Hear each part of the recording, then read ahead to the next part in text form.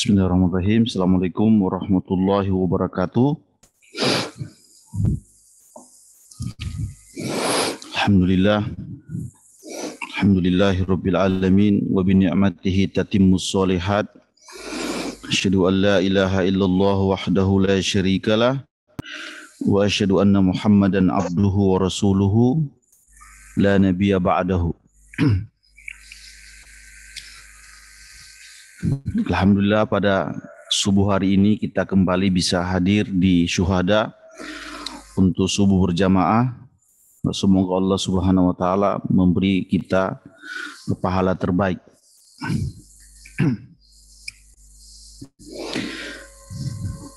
Bapak-bapak sekalian, insya Allah pada subuh hari ini kita lanjutkan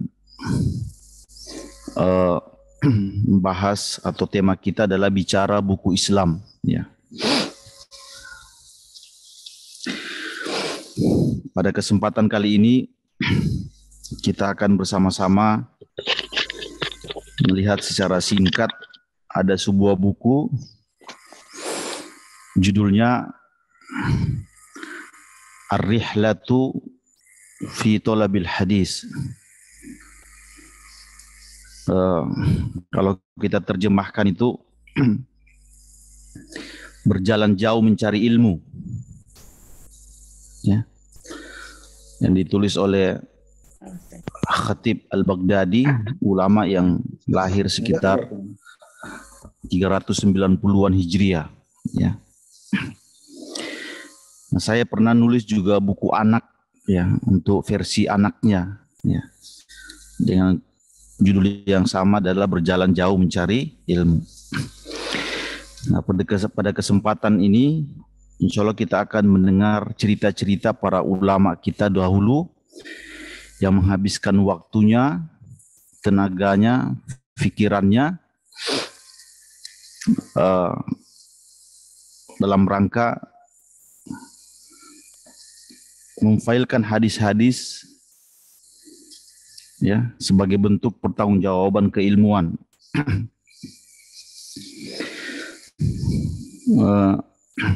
Bapak dan Ibu sekalian, perjalanan ilmu itu kalau disertai dengan niat yang kuat, niat yang ikhlas, dia akan menjadi perjalanan yang sangat mulia. Ya, sekali lagi kalau pergi ke majelis ilmu, berjalan, ya, tapi disertai dengan niat yang kuat, maka dia akan menjadi perjalanan yang hebat. Di dalam Al-Quran, perjalanan mencari ilmu ini Allah pernah ceritakan ke kita, ya. Itu bisa kita temukan dalam surat Al-Kahfi.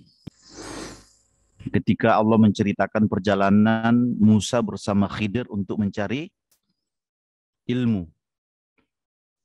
Ya.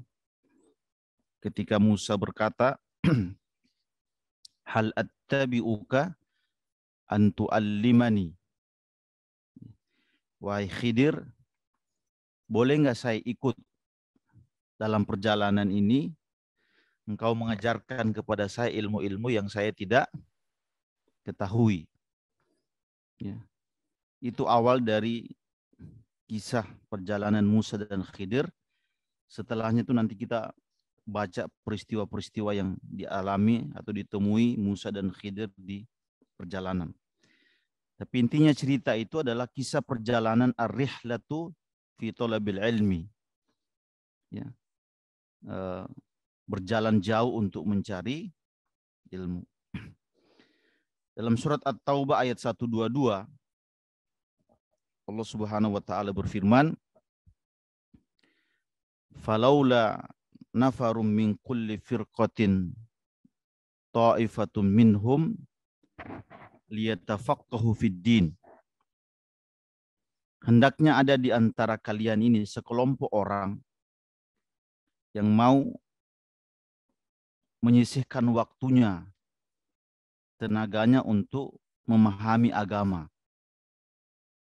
Pesan ini sangat jelas bahwa kita ini tidak semua harus berdagang, tidak semua harus konsentrasi di sebuah profesi, tapi ada sebagian di antara kalian yang menyisihkan waktunya untuk menuntut ilmu. Tujuannya adalah liyundiru qaumahum idza raja'u ilaihi.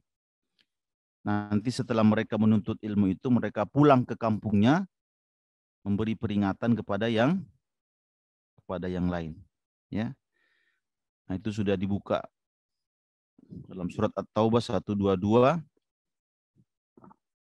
Wa ma kana al-mu'minuna liyanfiru kaffah, itu laula nafara min kulli firqatin minhum ta'ifatun liyatafaqahu fid din. Ada dari tiap-tiap golongan di antara mereka beberapa orang untuk memperdalam ilmu agama, ya.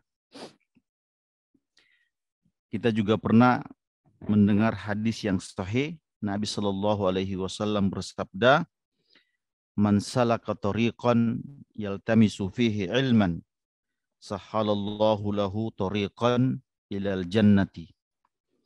Siapa yang berjalan, perhatikan, siapa yang berjalan meniti sebuah jalan dalam rangka mencari ilmu, maka orang itu akan dimudahkan jalannya menuju surga. Dimudahkan, ya. Nabi bersabda, "Man yuridillahu bihi khairan yufaqihu fid din." Jika Allah menghendaki kebaikan kepada seorang hamba, maka dibuat dia memahami agama. Nah, kira-kira ini teks-teks ayat dan hadisnya perintah untuk tolabul hadis atau rihlatu ila tolabil hadis. Para ulama dahulu, Bapak dan Ibu sekalian, menganggap rihlatu fi tolabil hadis itu sebuah kenikmatan, ya. Misalnya Imam Asy-Syafi'i pernah bersyair dalam Ad-Diwan. Imam Syafi'i itu punya kumpulan syair Syafi'i, ditulis sebuah buku namanya Ad-Diwan Imam Asy-Syafi'i. Beliau berkata bahwa menulis ilmu di malam hari, kemudian mendengarkan goresan-goresan pena, ya, itu kan kalau hening kan ada gitu, Pak. Ya kan? Kata dia, itu lebih saya sukai daripada kecupan seorang gadis belia. Ya. Itu lebih saya senangi daripada ada seorang gadis cantik yang kecup saya. Bunyi-bunyi itu lebih saya sukai. Sebagian di syair yang lain ada yang mengatakan bahwa menuntut ilmu, berjalan, mencari, mendebat, bertemu, dan seterusnya itu lebih indah daripada seorang anak yang bermain burung pipit. Ya, itu yang main-main burung itu, Pak, yang kita lihat itu mereka nikmat sekali. Sampai orang lihat nggak kelihatan kan, dia begitu konsen. Itu ada kenikmatan yang luar biasa. Nah, ulama dahulu berkata, justru kenikmatan saya itu adalah ketika sudah membaca, melihat, berdiskusi. Itu lebih indah dari seorang anak yang bermain burung pipit. Nah, karena memang menuntut ilmu ini, Bapak dan Ibu sekalian, ya, tidak sekedar kata berjalan. Dari berjalan itu ada banyak kebaikan-kebaikan. Seperti misalnya ada menulis, ya. Dulu para ulama kita itu kalau hadir di majelis mereka bawa pena, bawa buku tulis, ya. Kalau di sini insya Allah ada rekamannya, gitu ya. Ya. Ada diskusi, ada ketemu dengan gurunya, ya. Ada sahabat, ada makan habis itu. ada sabar. Sabar mendengarkan penjelasan guru itu juga berkah ilmu. Kita tidak setuju dengan apa yang dibicarakan, itu sabar. Ya. Kemudian ada zikir, ada tadabbur. Ketika seorang mengucapkan sesuatu, oh ya ditadaburi, ada paham. Nah, itu isi-isi rihla itu. Sehingga dia menjadi indah dan mulia. Orang kalau sekedar sholat kan monoton kan, dia bergerak. Tapi kalau menuntut ilmu itu seperti orang haji. Haji itu ada isinya ibadah, ada tamasya, ada tadabbur. Makanya dia kadang-kadang disebut sebagai ibadat terbaik. Nah, kalau kita bertanya kenapa orang-orang soleh terdahulu itu kok bisa rela menghabiskan waktunya, tenaganya, pikirannya untuk ke sana, disebutkan dalam kitab yang saya sebutkan tadi, Ar-Rihlatu fi Thalabil Hadis, ada beberapa tujuannya. Yang pertama adalah mendengarkan langsung hadis itu dari sumbernya. Ya. Jadi seperti kita tahu kan dulu tidak ada yang namanya komunikasi digital, ya. Orang ada WA, YouTube, Facebook. Untuk menerima sebuah ilmu yang pasti itu harus ketemu orangnya. Dan itu dipastikan bahwa yang meriwayatkan itu adalah si A, si B. Yang kedua tujuannya adalah, ini yang jarang kita ketahui, adalah untuk menerima sanad yang paling tinggi. Sanad yang paling tinggi. Ya. Kalau kita bertemu dengan perawinya itu, artinya kita sedang ingin mengetahui jalan-jalan hadis itu. Kemana aja itu sih diriwayatkan. Nah, kita menemukan sanad yang paling tinggi, sanad yang berkualitas. Karena ada jalur-jalur hadis itu sembarangan, Pak. Nah, kita ingin pastikan jalan hadis itu kemana. Kata Imam Ahmad, tolabul isnadil ali sunanun amman salaf. Mencari sanad yang tinggi itu adalah kebiasaan ulama-ulama terdahulu. Ya. Kemudian yang ketiga adalah bertemu dengan narasumbernya, tidak sekedar untuk mencari ilmu, tapi ingin mengetahui hal-hal lain dari itu. Misalnya akhlaknya, perilakunya, cara dia bicara, dan seterusnya. Ya. Sebagian murid-murid ulama kita dahulu, kalau mereka hadir di majelis ilmu itu tidak sekedar nyimak, tapi ingin melihat akhlak gurunya, cara dia bicara, cara dia menyampaikan, cara dia menyimpulkan. Ya, nah, itu juga bagian dari keberkahan ilmu.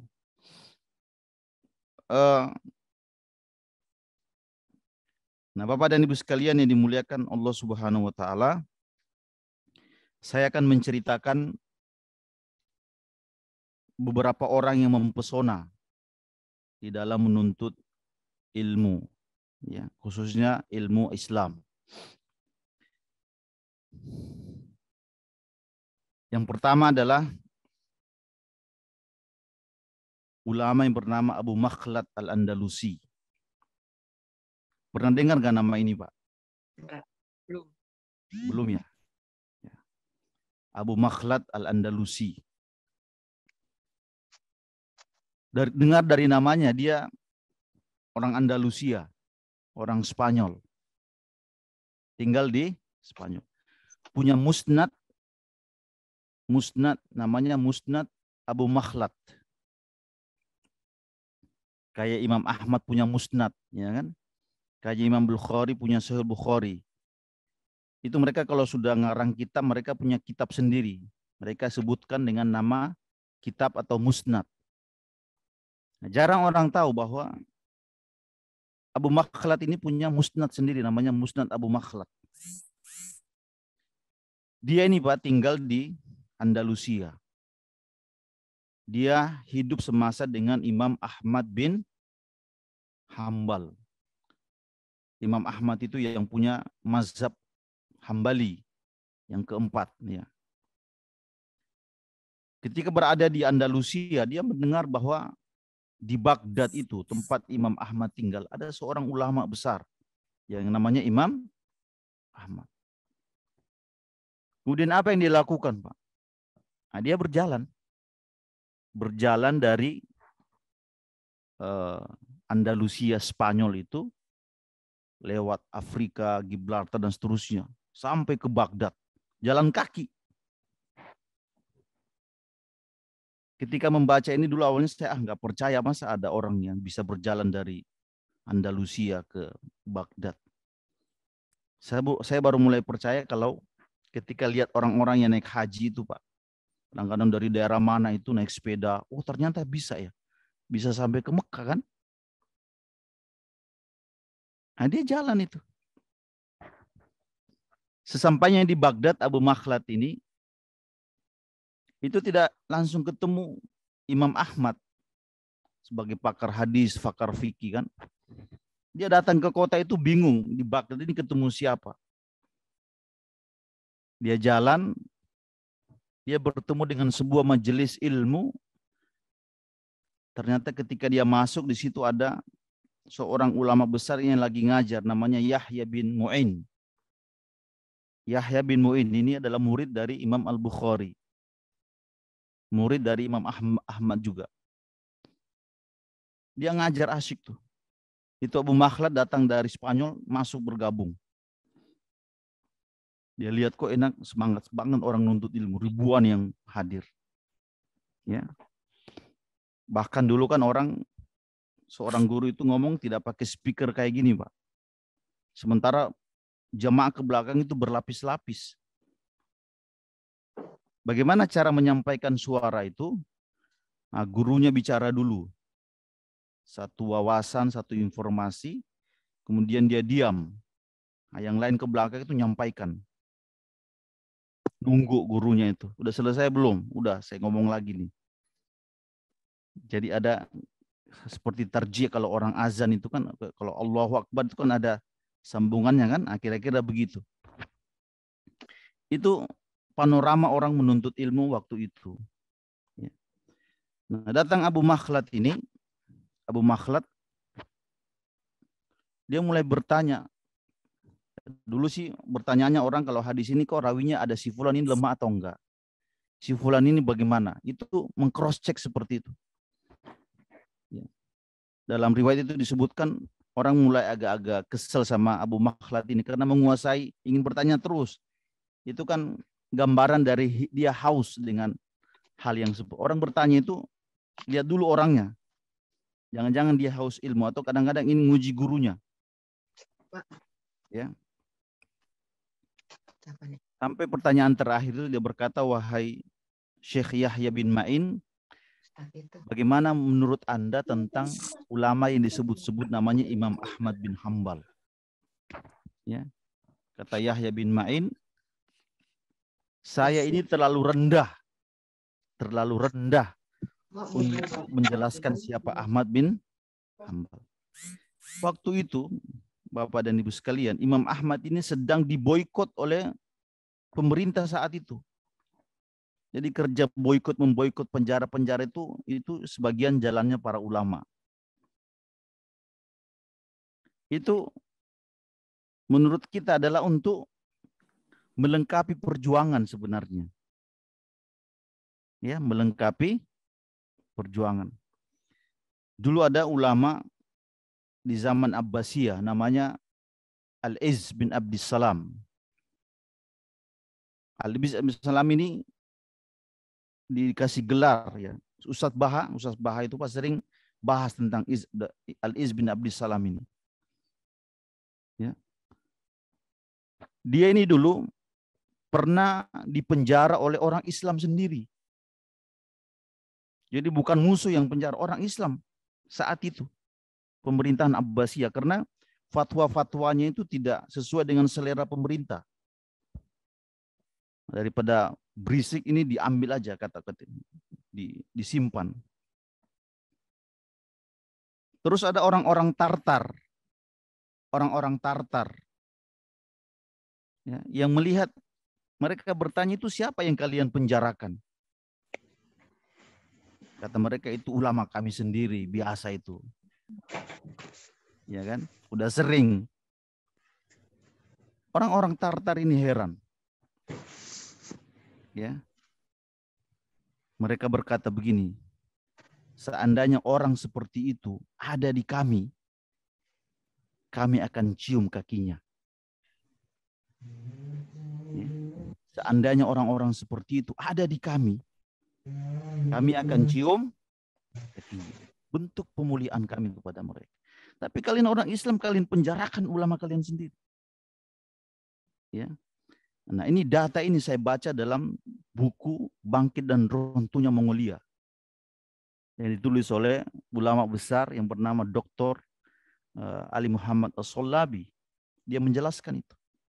Betapa salah satu sebab keruntuhan umat Islam itu adalah suka memenjarakan ulamanya sendiri. Ya. Nah, kita lanjut tadi tentang Abu Makhlad, belum selesai, Pak. Ya. Nah, ketika Abu Makhlad datang itu bertanya, bagaimana pendapatmu tentang Ahmad bin Hambal? Dia mengatakan, saya tidak berhak memberikan pendapat saya karena dia alim besar di masa ini. Dia sekarang sedang diboikot oleh pemerintah saat itu. Diboikot itu tuh cuma dikasih rumah tapi nggak boleh keluar-keluar, Pak. Ini Abu Makhlad Andalusi ini bingung, Pak. Dia datang dari Spanyol, ingin menuntut ilmu, tahu-tahu ulamanya nggak bisa ditemui. Dia cari akal. Ya.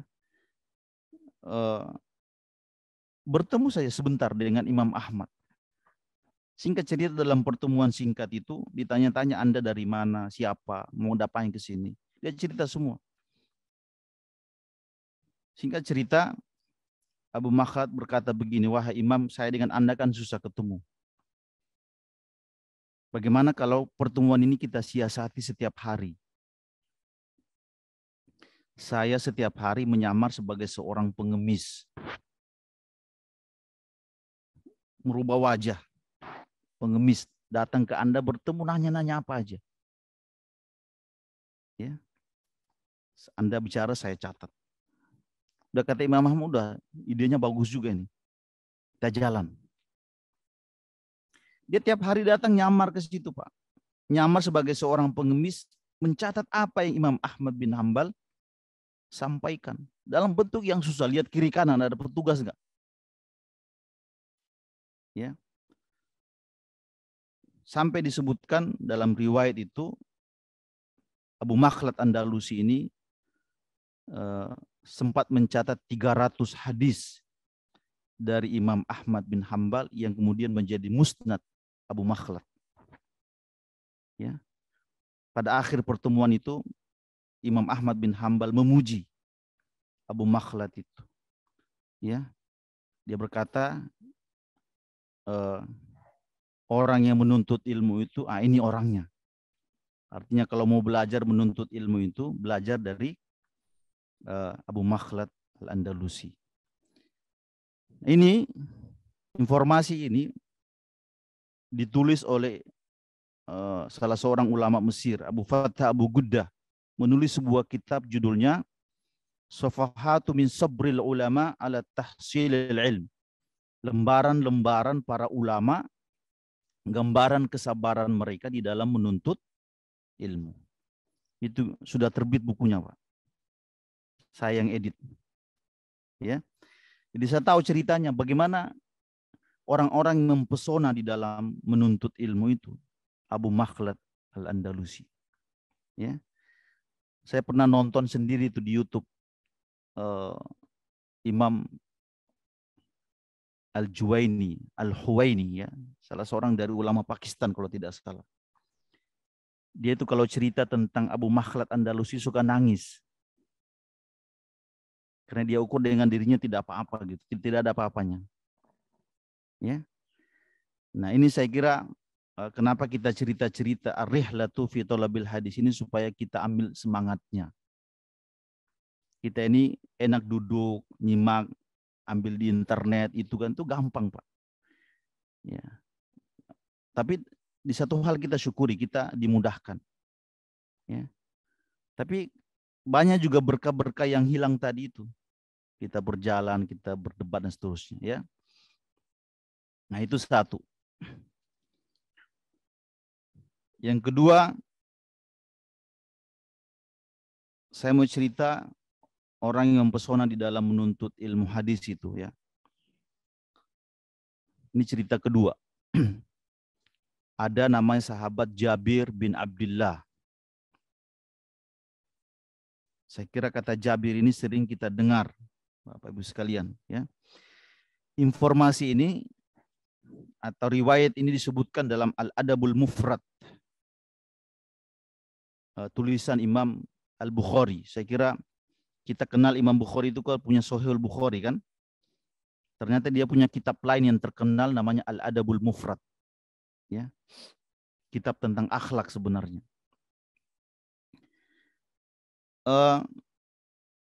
Imam Al-Bukhari menulis, suatu hari Jabir bin Abdullah. Jabir ini sahabat. Sangat terkenal namanya. Ya. Jabir ini yang saya tahu dulu, sedikit tentang Jabir. Jabir ini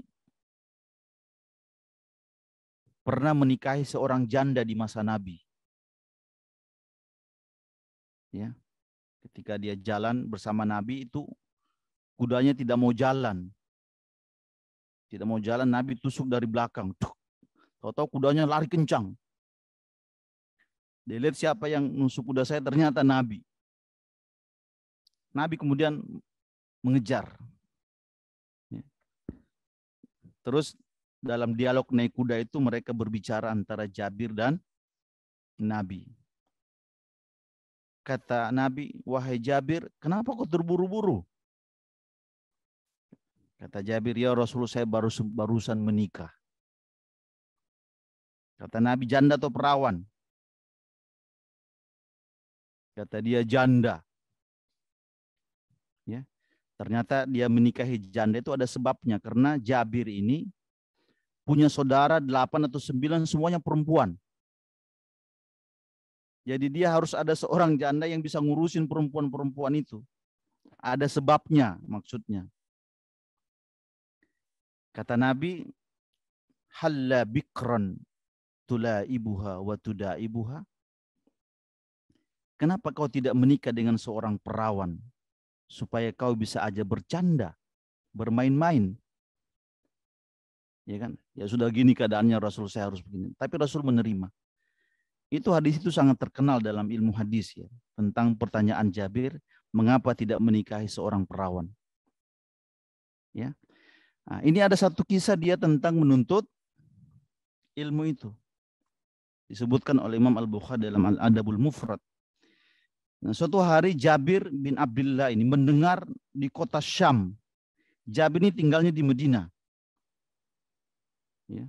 Dia mendengar ada si fulan yang katanya sama dia itu ada sebuah hadis yang banyak orang tidak tahu. Apa yang dia lakukan habis itu? Dia mengatakan fabata'tu ba'iran. Saya kemudian membeli seekor onta, kata dia. Di Indah tuh Pak ya, ketika ada sebuah ilmu, kita siapkan beli mobilnya dulu. Beli motornya kan, beli kudanya tuh. Untuk jalan ke sana. Hebat itu Pak dia, untuk mencari satu hadis dia beli kendaraan. Itu jarang tuh saya, jarang kita dengar. Ya. Dia mengatakan fasyadattu ilaihi rihlati syahran. Saya kemudian berjalan dari Madinah menuju Syam.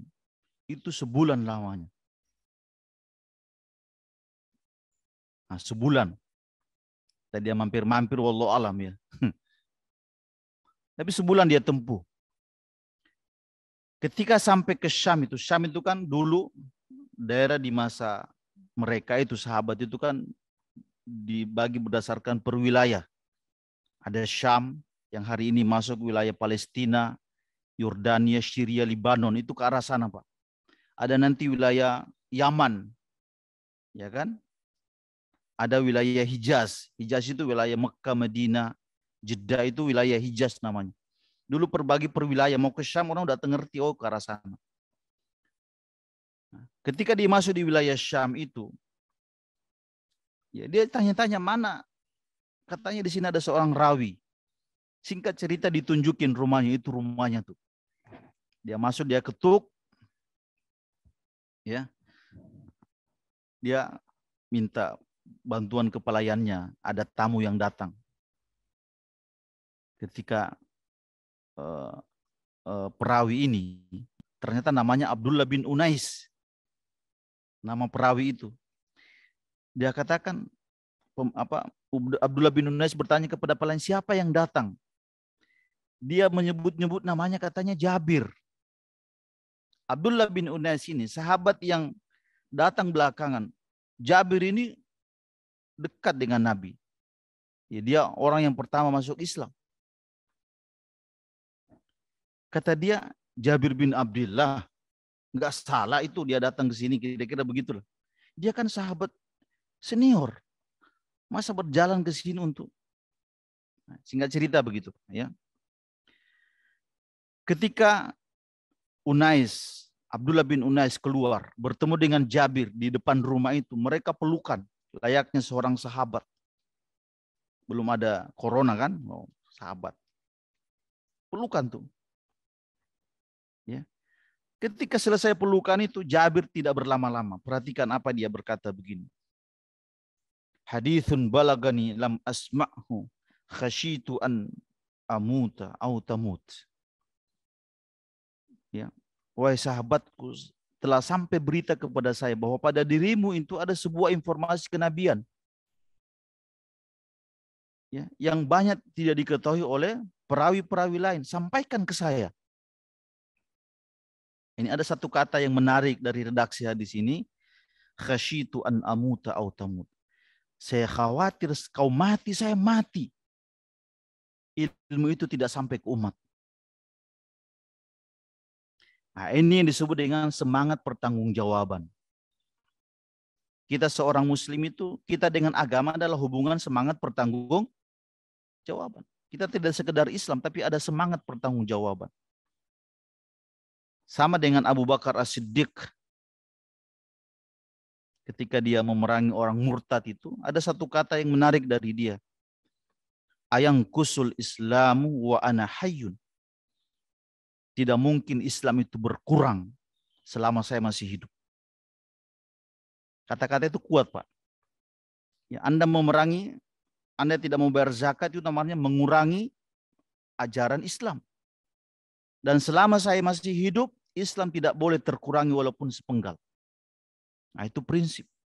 Itu namanya semangat pertanggungjawaban. Sama dengan dia. Kau mati, saya mati, ini tidak sampai ke kita sekarang ini. Nanti kita akan lihat betapa hadis ini sangat penting. Ya. Kemudian Unais berkata, saya pernah mendengar Nabi Shallallahu Alaihi Wasallam bersabda, Yahsyurullahul ibada uratan gurlan buhma. Nah, itu isi hadisnya. Saya pernah mendengar langsung dari Nabi Shallallahu Alaihi Wasallam bahwa pada hari kiamat nanti manusia atau hamba-hamba itu akan dikumpulkan dalam keadaan telanjang dan tidak dikhitan.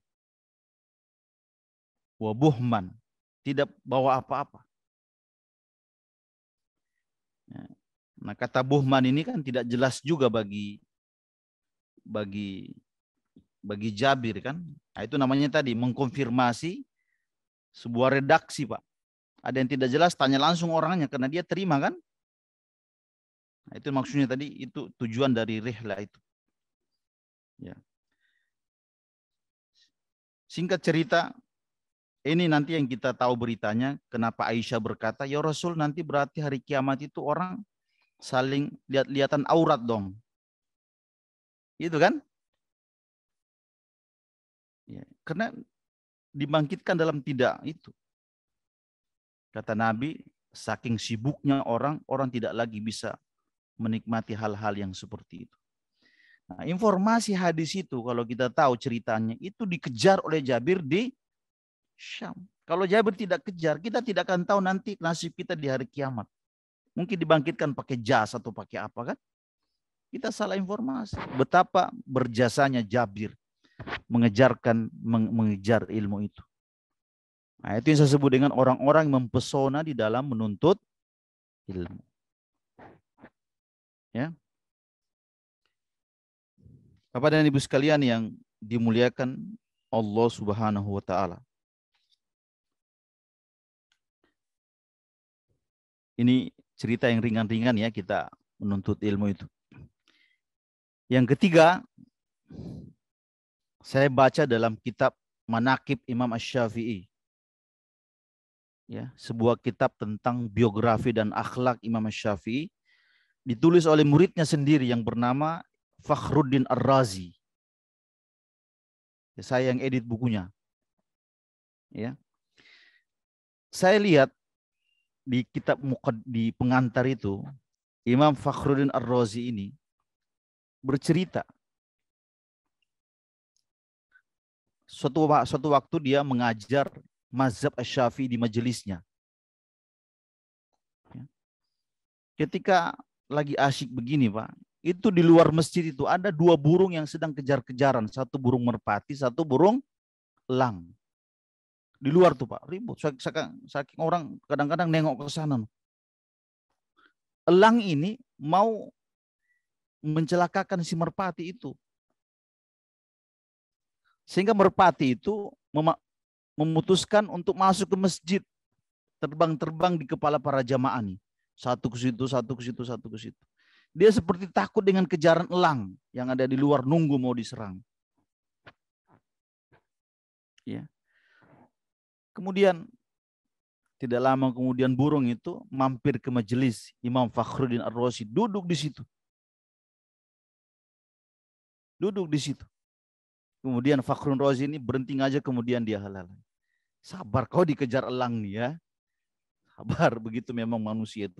Hewan begitu tuh saling. Burung itu diam. Seperti dia merasa tenang di pinggir Imam Ar-Razi itu.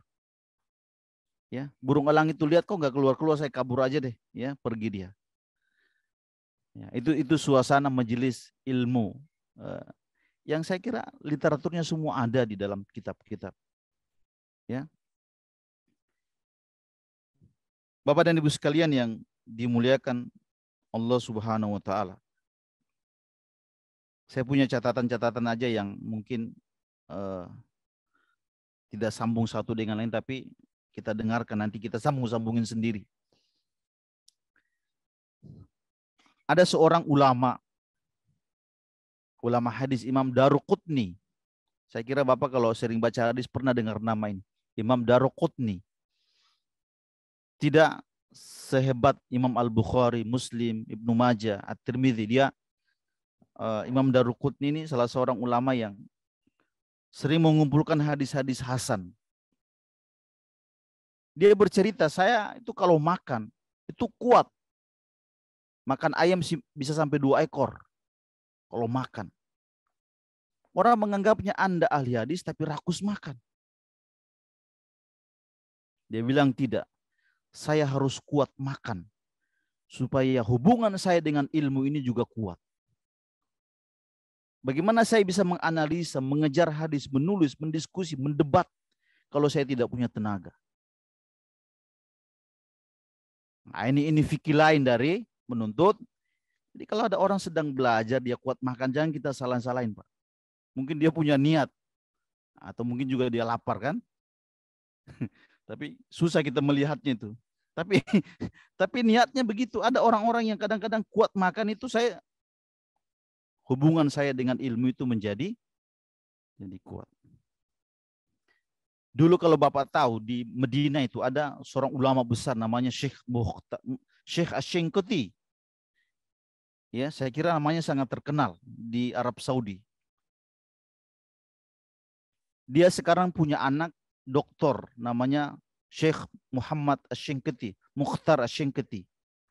Sekarang masih hidup. Dulu ayahnya itu sering ngajar di Masjid Nabawi. Ketika ngajar kayak gini Pak, di luar itu kadang-kadang ujiannya banyak.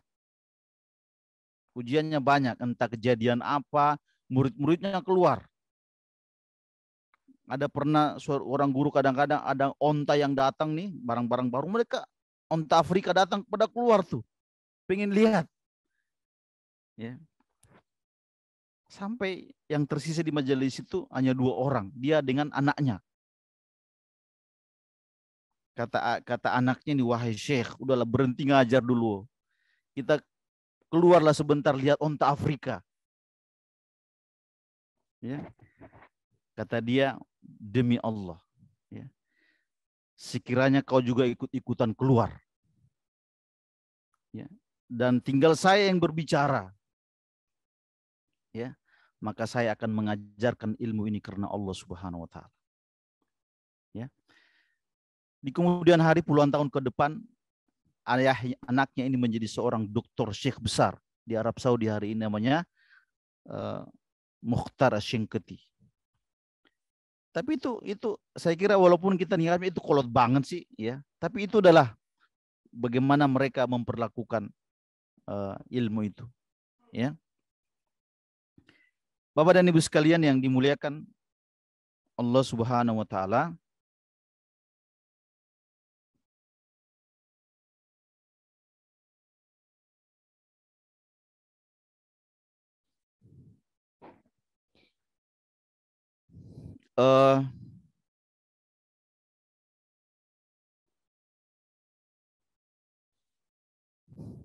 Abu Fattah Abu Ghuddah itu seorang ulama dari Mesir, ya, pernah menulis buku Ulama Al-Uzzab. Artinya itu ulama-ulama yang kalau tidak nikah, ulama-ulama yang membujang. Ya. Dalam dunia Islam, Bapak dan Ibu sekalian, ada ulama-ulama yang membujang. Misalnya Imam An-Nawawi, itu yang nulis kitab Riyadhus Shalihin, nah itu meninggal tidak sempat menikah. Imam Ibnu Taimiyah, penulis kitab Majmu'ul Fatawa, juga tidak menikah. Imam At-Tabari, penulis kitab Tafsir At-Tabari, tidak menikah. Ya. Sayyid Qutb, penulis tafsir Fi Zilalil Quran, juga tidak menikah. Dan seterusnya banyak. Kenapa mereka tidak menikah? Bukan berarti mereka tidak punya cinta. Mereka punya cinta. Sayyid Qutb itu pernah 2 kali jatuh cinta kepada wanita Mesir. Ya. Cuma kan yang tidak disebutkan kan. Tapi cintanya itu tidak membawa dia sampai ke pelaminan. Sampai dia dihukum mati. Tapi dia punya cinta. Nah, para ulama kemudian menjelaskan kenapa para ulama ini tidak menikah. Bukan berarti mereka tidak menghilangkan sunnah pernikahan. Tapi kesibukan mereka dengan ilmu itu membuat mereka tidak sampai menikah. Bukan untuk diikuti, hanya sekedar berita. Ada orang-orang yang memilih untuk tidak menikah gara-gara ilmu. Saya kira hari ini kalau kita baca tafsir-tafsir Imam Riyadhus Shalihin, misalnya kitab Riyadhus Shalihin, Fi Zilalil Quran, itu karena hasil kerja keras mereka. Imam An-Nawawi itu ditakdirkan meninggal muda pada usia 42 tahun. Tapi meninggal muda itu dia meninggalkan kitab melegenda namanya Riyadhus Shalihin. Riyadhus Shalihin yang dibaca di banyak masjid itu seperti memanjangkan usianya. Ya, memanjangkan. Saya pernah baca tentang beliau, Imam An-Nawawi, dia kan dari Damaskus. Ya. Cara belajar dia Pak di waktu kecil. Dia kemana-mana bawa kitab nih, dibaca nih. Bawa kitab. Dia habisin. Ya. Dia kadang-kadang tidur dengan kitab. Tidurnya tuh begini Pak. Ya. Kalau kita kan bantal lempu kan, kalau dia di kitab. Ketika dia bangun itu kadang-kadang dia istighfar. Astagfirullah, saya sudah banyak tidur nih, ya kan? Padahal tidurnya di atas kitab juga. Pernah dia sedang bermain di jembatan, teman-temannya pada, dia lagi baca buku gini kan. Teman-temannya pada manggil, ayo Imam Nawawi kita main-main layang-layang yuk. Nah, dia menjawab, maaf teman-teman, saya diciptakan bukan untuk bermain-main, ya kan. Ceritanya unik-unik aja, tapi saya kira itu apa ya, kisah-kisah yang betapa kerja-kerja keilmuan ya di dalam Islam itu sangat kuat. Nah, saya ini informasi terakhir, cerita terakhir karena waktunya mau habis ya. Masih banyak saya siapkan, Pak. Saya mau cerita tentang ulama yang kaya, tapi seorang tabi'in yang kaya tapi ilmuwan besar. Ya. Seorang alim besar, tapi dia punya ekonomi yang kuat. Namanya adalah Abdullah bin Mubarak. Abdullah bin Mubarak ini, kata ahli sejarah berkata, ini laki-laki unik. Kenapa dia laki-laki unik? Karena dia seorang yang dalam satu pribadi itu terkumpul 27 perangai mulia. Hebat nggak, Pak? Dalam satu pribadi terkumpul 27 perangai mulia. Ada biasanya orang itu dalam dirinya ada satu kelebihan aja. Contoh misalnya dia sedekah. Nah, itu kuat di situ aja, yang lain nggak ada.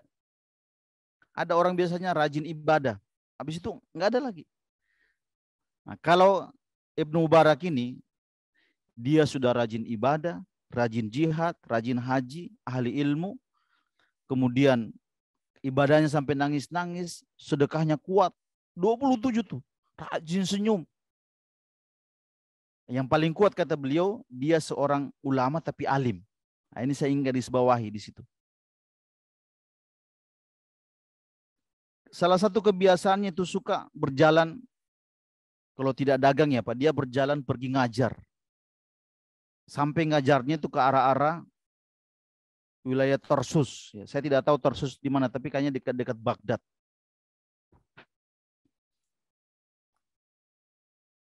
Ketika dia berjalan ingin ngajar ilmu itu, dia mampir di sebuah penginapan. Karena dia ulama yang kaya, ya dia bisa sewa bisa sewa penginapan pada masanya. Ketika dia nginap itu, dia bertemu dengan seorang pemuda. Bertemu dengan seorang pemuda, Pak. Tanya-tanya, kamu dari mana, di mana? Katanya pemuda ini banyak membantu Abdullah bin Mubarak selama di penginapan itu. Ya. Sampai juga nanya-nanya juga masalah keilmuan. Singkat cerita, Abdullah bin Mubarak ini mengulang rute perjalanannya itu. Dia sering memang mampir di penginapan itu. Tapi pada hari itu dia tidak melihat lagi anak muda ini. Dia bertanya, Ainal Fata? Di mana anak muda yang kemarin itu sering bantu-bantu saya? Kata orang-orang dia sudah di penjara. Bukan di penjara sih, kayak di sel gitu, karena punya utang tidak bisa bayar. Tidak punya utang tidak bisa bayarnya, dia harus di sel gitu. Coba lihat, ini seorang alim ya Pak ya. Dia mengatakan kalau begitu, pertemukan saya dengan orang yang mengutanginya. Pertemukan saya dengan orang yang mengutangi pemuda itu. Dipertemukan. Ditanya-tanya berapa utangnya. Sekian. Ya. Kata Abdullah bin Mubarak, hari ini saya lunasi semuanya dengan 2 syarat. Yang pertama, anak muda itu segera dikeluarkan. Yang kedua, ini syarat berat. Jangan kau pernah berkata kepada siapa-siapa bahwa saya sudah membayarkan hutangnya. Singkat cerita, perjalanan ketiga, Abdullah bin Mubarak mampir di tempat itu karena memang rute ininya, Pak, rute perjalanan, ya, rutinitas dia. Bertemu lagi dengan anak muda itu. Imam Abdullah ini pura-pura bertanya, di mana kamu selama ini? Dia cerita, saya punya utang, saya ada bisnis ini, hanya saya di penjara. Terus sampai pemuda ini berkata, saya senang dengan seseorang yang sudah melunasi hutang saya. Ya, nah, kata Abdullah, alhamdulillah kalau begitu. Ya. Ternyata dia tidak tahu bahwa yang lunasi itu adalah orang yang diajak bicara tadi itu. Ini seorang alim tapi juga kaya. Ya, salah satu kelebihannya itu uangnya itu dia tidak kasih ke siapa-siapa, Pak. Dia cari penuntut ilmu, ilmu-ilmu agama. Karena kalau dia kasih ke fakir miskin itu, iya, lama-lama juga jadi kotoran juga sebenarnya. Tapi penuntut ilmu itu, daging dia apa, makanan yang dia makan jadi darah.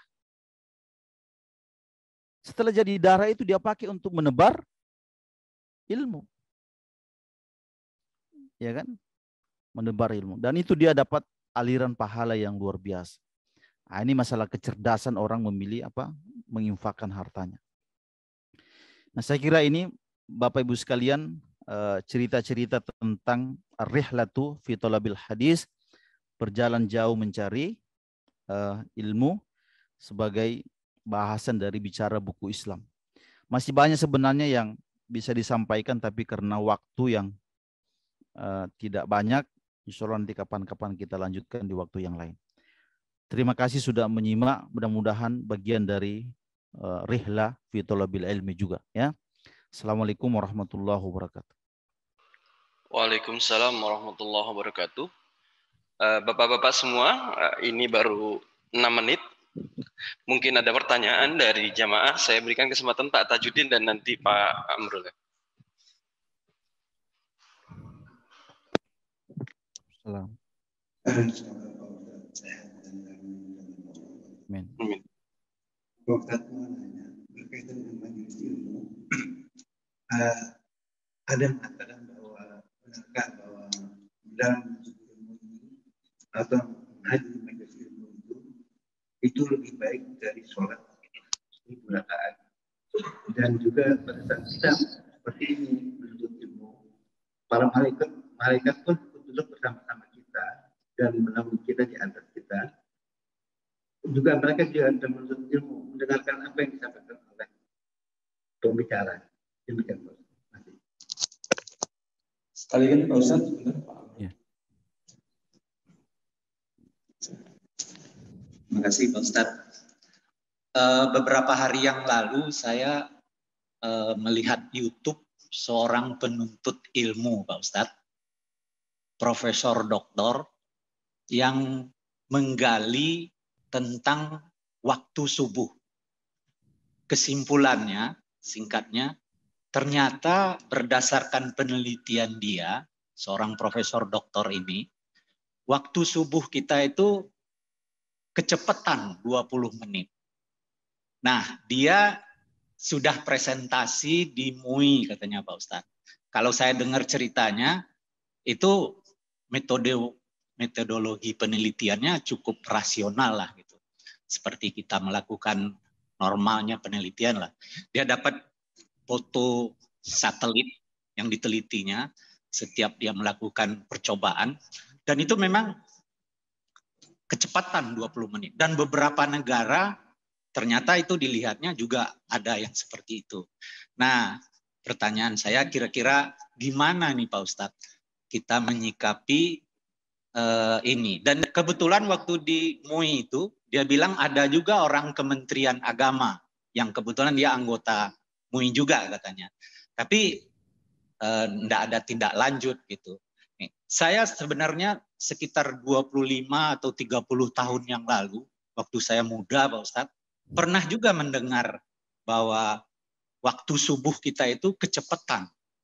Nah, tapi enggak ngomong 20 menit. Kalau sekarang dia sudah berani mengatakan 20 menit katanya, lebih kurang. Makasih Pak Ustadz. Iya. Iya, saya kira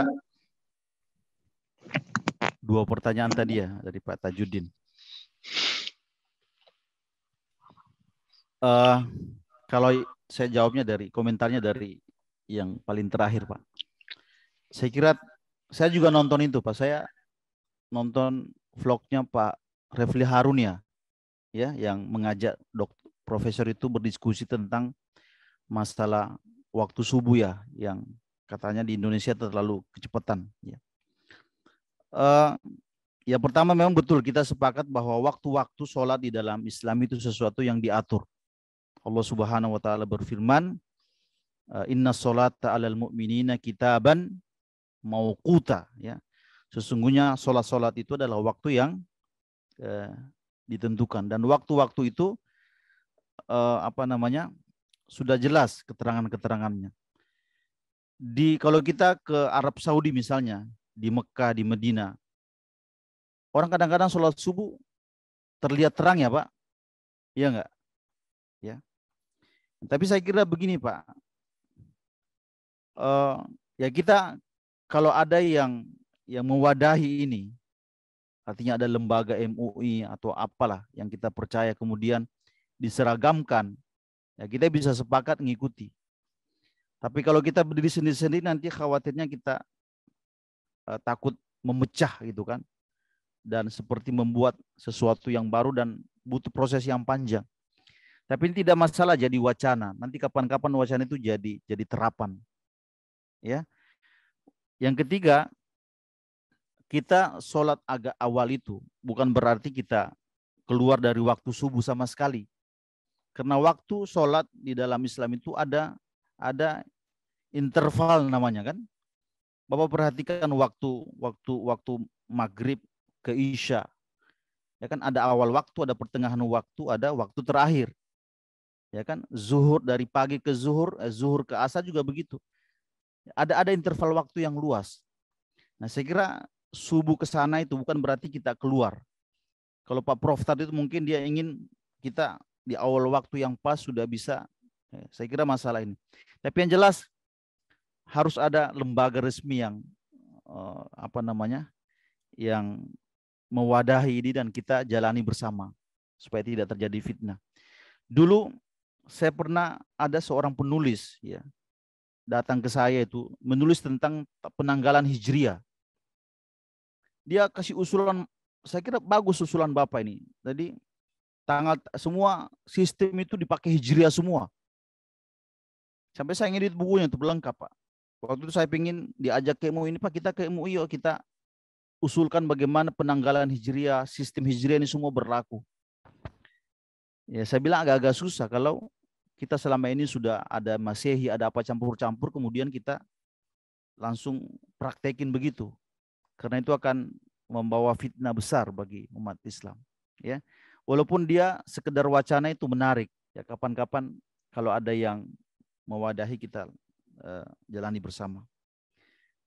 Kemudian Pak Tajudin tadi saya lupa Pak. Saking.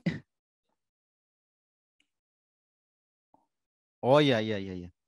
Masalah hadis tadi itu saya kira, mohon maaf saya tidak pernah baca ya Pak, kalau misalnya 1000 bahwa menuntut ilmu itu lebih baik dari 1000 rakaat ya. Ya. Iya. Ya. Yang ada itu ijtihad atau pandangan para ulama. Ya. Kalau hadis saya kira salah satu bentuk hadis-hadis palsu itu biasanya pakai bilangan biasanya. Pakai bilangan-bilangan yang heboh gitu ya. Yang ada hadisnya itu bahwa disebutkan dalam kitab Targhib wa Tarhib ya. Bahwasanya para malaikat itu mengayapkan sayapnya, menggoyangkan sayapnya datang ke majelis ilmu dalam rangka ridho kepada apa yang mereka lakukan. Kalau malaikat hadir, saya kira betul ada hadis sahih. Di dalam hadis yang panjang itu Pak, ya kan? Disebutkan dalam hadis Arba'in An-Nawawiyah juga ada. Kata hadis itu, sesungguhnya Allah itu punya malaikat yang berjalan, sayyaratun, ya, yang berjalan. Itu salah satunya datang ke majelis ilmu. Dia duduk di situ, dia meliputi mereka, dia nyimak mereka. Ya, bahkan hadis tentang sholat subuh itu, para malaikat itu saling bertingkat-tingkat sampai ke sana kan, ke atas itu, kemudian melaporkan siapa saja yang sholat subuh. Ya, bukan berarti Allah tidak tahu. Ya, ini proses para malaikat bagaimana memuliakan nama-nama mereka. Yang jelas menuntut ilmu itu banyak sekali keutamaannya. Ya, banyak orang hari ini, Bapak dan Ibu sekalian, berharap surga itu dari pintu sedekah, dari pintu umroh berkali-kali, dari pintu ini dan itu. Banyak yang lupa bahwa pintu menuntut ilmu itu jalan seseorang mendekatkan ke surga. Gambarannya begini, kalau nanti kita ini dihisap, ya, amal ini berimbang, jangan-jangan majelis ilmu itu datang untuk membantu. Si fulan pernah datang nggak ke majelis ilmu? Ya, pernah datang nggak? Ada satu spanduk di masjid waktu itu saya lihat begini. Banyak orang yang mau ke masjid itu takut kehilangan sendal. Ya, tapi dia tidak pernah berpikir sendal dia tidak pernah kelihatan di masjid. Iya kan? Itu kata itu menarik bahwa malaikat kan tahu sendalnya si Pak Andi ada di luar itu. Berarti orangnya ada di dalam kan? Nah, tinggal lihat sendalnya aja. Kalau sendal nggak pernah kelihatan ke masjid, bagaimana kita mau berharap dari majelis ilmu itu? Ya, saya kira itu Pak ya.